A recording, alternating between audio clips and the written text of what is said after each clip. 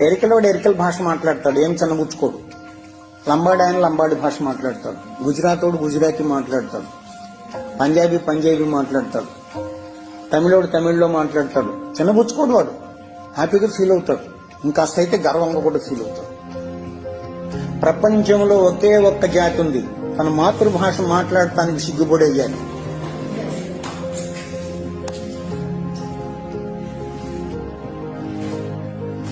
ఏం చేయలేం.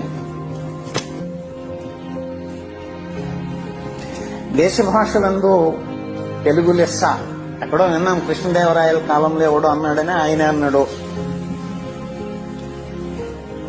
దేశ భాషలందు కాదప్ప, ప్రపంచ భాషలందు తెలుగు లెస్స.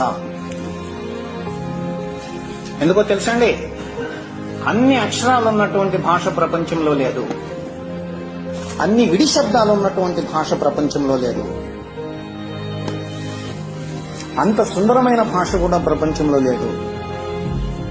అది నీకు అప్పనంగా ఊరికే దొరికింది.